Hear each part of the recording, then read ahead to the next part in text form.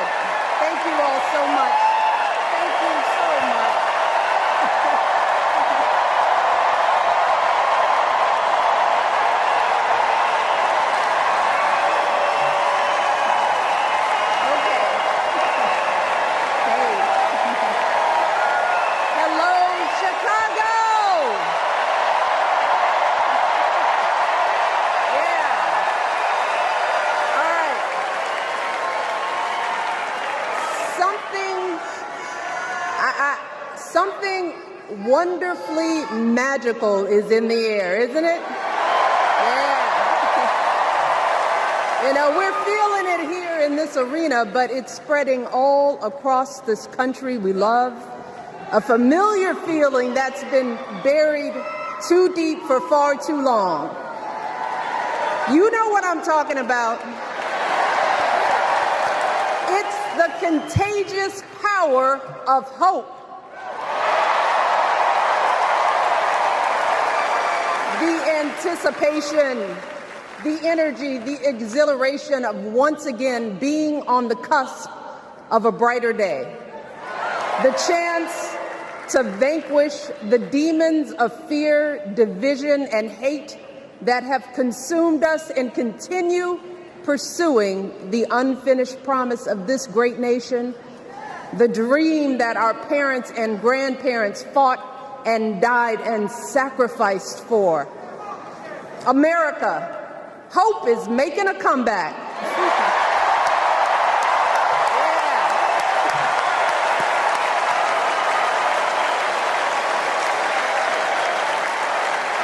But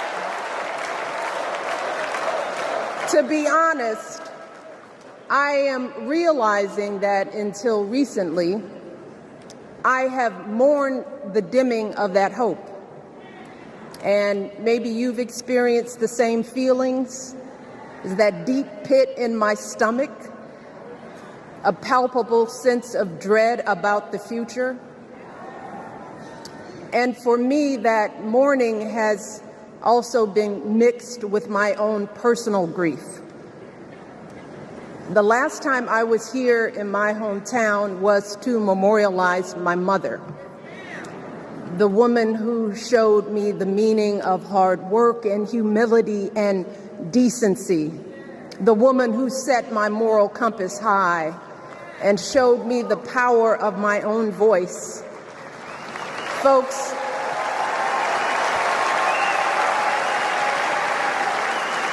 I still feel her loss so profoundly. I wasn't even sure if I'd be steady enough to stand before you tonight, but my heart compelled me to be here because of the sense of duty that I feel to honor her memory and to remind us all not to squander the sacrifices our elders made to give us a better future. You see, my mom, in her steady, quiet way, lived out that striving sense of hope every single day of her life. She believed that all children, all people have value, that anyone can succeed if given the opportunity. She and my father didn't aspire to be wealthy. In fact, they were suspicious of folks who took more than they needed. They understood that it wasn't enough for their kids to thrive if everyone else around us was drowning. So my mother volunteered at the local school. She always looked out for the other kids on the block. She was glad to do the thankless, unglamorous work that for generations has strengthened the fabric of this nation. The belief that if you do unto others, if you love thy neighbor, if you work and scrape and sacrifice, it will pay off. If not for you, then maybe for your children or your grandchildren. You see, those values have been passed on through family farms and factory towns, through tree-lined streets and crowded tenements, through prayer groups and National Guard units and social studies classrooms. Those were the values my mother poured into me until her very last breath. Kamala Harris and I built our lives on those same foundational values. Even though our mothers grew up an ocean apart, they shared the same belief in the promise of this country. That's why her mother moved here from India at 19. It's why she taught Kamala about justice, about the obligation to lift others up, about our responsibility to give more than we take. She'd often tell her daughter, "Don't sit around and complain about things, do something." So, with that voice in her head, Kamala went out and she worked hard in school, graduating from an HBCU, earning her law degree at a state school. And then she went on to work for the people, fighting to hold lawbreakers accountable, strengthening the rule of law, fighting to get folks better wages, cheaper prescription drugs, a good education, decent health care, child care, elder care. From a middle-class household, Kamala worked her way up to become Vice President of the United States of America. My girl, Kamala Harris, is more than ready for this moment. She is one of the most qualified people ever to seek the office of the presidency. And she is one of the most dignified. A tribute to her mother, to my mother, and to your mother too.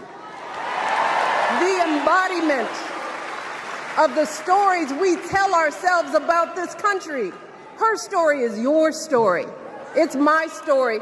It's the story of the vast majority of Americans trying to build a better life. Look, Kamala knows, like we do, that regardless of where you come from, what you look like, who you love, how you worship, or what's in your bank account, we all deserve the opportunity to build a decent life. All of our contributions deserve to be accepted and valued. Because no one has a monopoly on what it means to be an American. No one.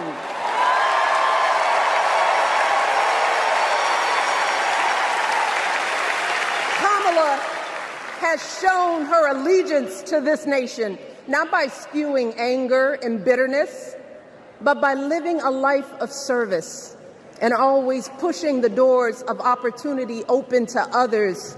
She understands that most of us will never be afforded the grace of failing forward.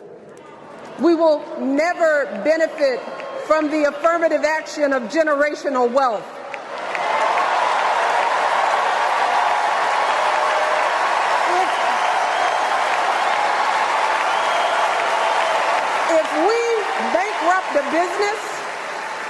If we bankrupt a business or choke in a crisis, we don't get a second, third, or fourth chance.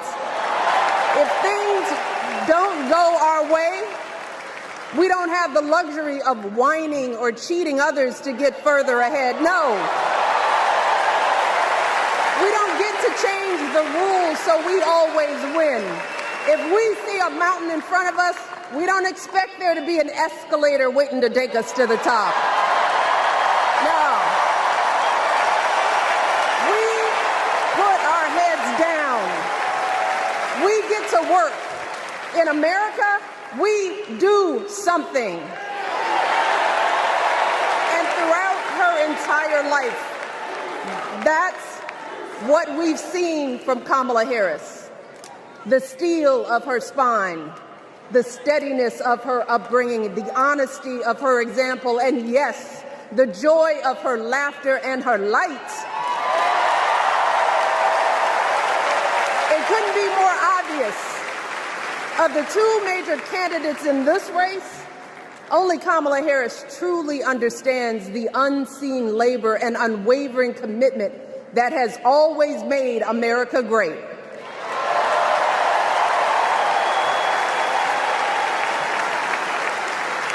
Now, unfortunately, we know what comes next. We know folks are going to do everything they can to distort her truth. My husband and I sadly know a little something about this. For years, Donald Trump did everything in his power to try to make people fear us. See, his limited, narrow view of the world made him feel threatened by the existence of two hard-working, highly educated, successful people who happen to be black.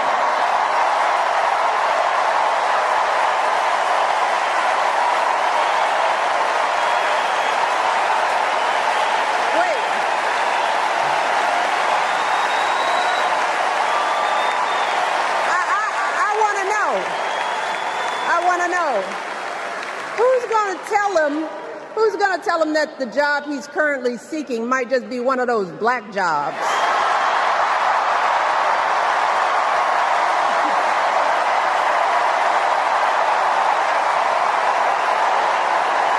Look, it's his same old con. His same old con. Doubling down on ugly, misogynistic, racist lies as a substitute for real ideas and solutions that will actually make people's lives better.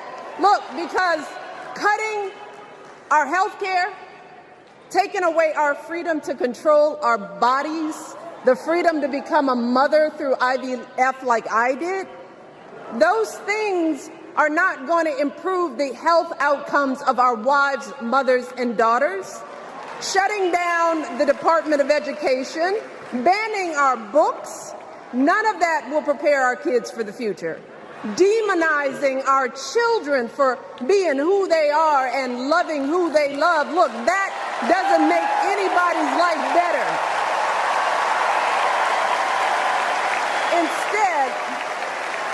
Instead, it only makes us small. And let me tell you this, going small is never the answer. Going small is the opposite of what we teach our kids. Going small is petty, it's unhealthy, and quite frankly, it's unpresidential.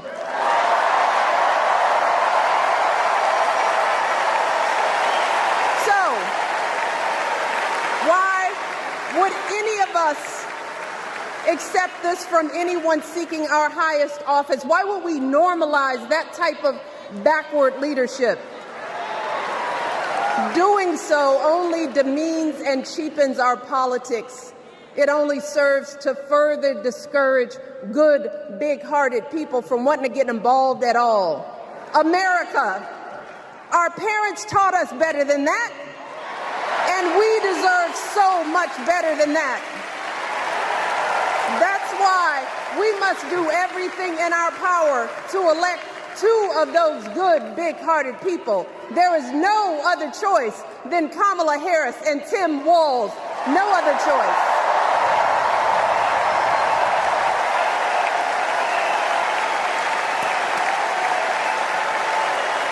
But as we embrace this renewed sense of hope, Let us not forget the despair we have felt. Let us not forget what we are up against. Yes, Kamala and Tim are doing great now. We're loving it. They're packing arenas across the country. Folks are energized. We are feeling good. But remember, there are still so many people who are desperate for a different outcome, who are ready to question and criticize every move Kamala makes, who are eager to spread those lies, who don't want to vote for a woman, who will continue to prioritize building their wealth over ensuring that everyone has enough. So no matter how good we feel tonight or tomorrow or the next day, this is going to be an uphill battle. So folks, we cannot be our own worst enemies. No. See, because the minute something goes wrong, the minute a lie takes hold, folks, we cannot start wringing our hands. We cannot get a Goldilocks complex about whether everything is just right. And we cannot indulge our anxieties about whether this country will elect someone like Kamala instead of doing everything we can to get someone like Kamala elected.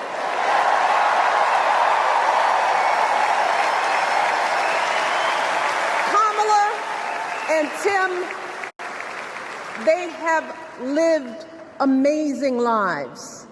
And I am confident that they will lead with compassion, inclusion, and grace. But they are still only human. They are not perfect. And like all of us, they will make mistakes. But luckily, y'all, this is not just on them. No, this is up to us, all of us, to be the solution that we seek. It's up to all of us to be the antidote to the darkness and division. Look, I don't care how you identify politically, whether you're Democrat, Republican, Independent, or none of the above. This is our time to stand up for what we know in our hearts is right.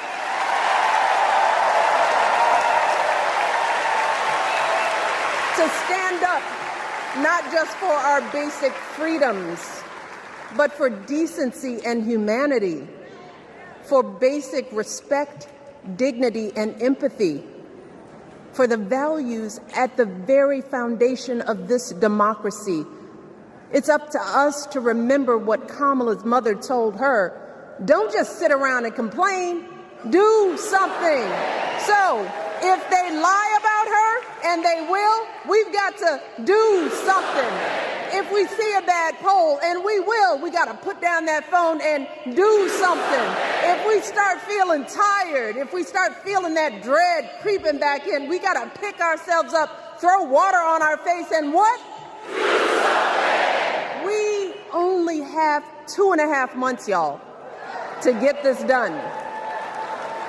Only 11 weeks to make sure every single person we know is registered and has a voting plan.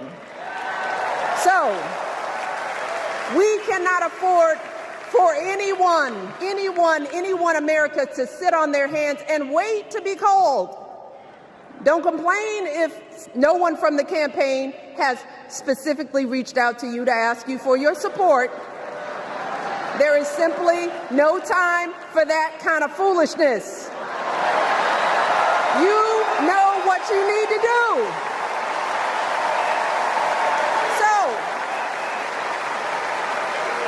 consider this to be your official ask.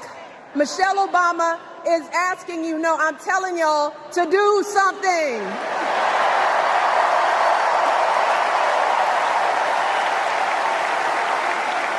Because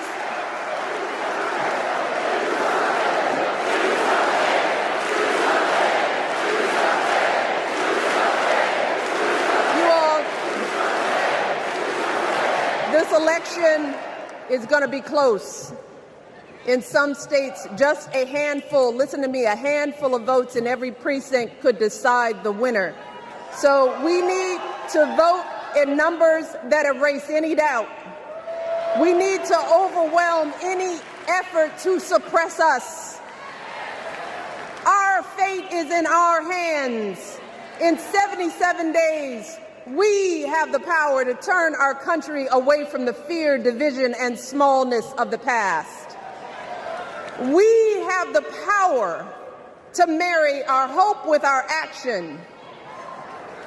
We have the power to pay forward the love, sweat, and sacrifice of our mothers and fathers and all those who came before us. We did it before, y'all, and we sure can do it again. Let us work like our lives depend on it.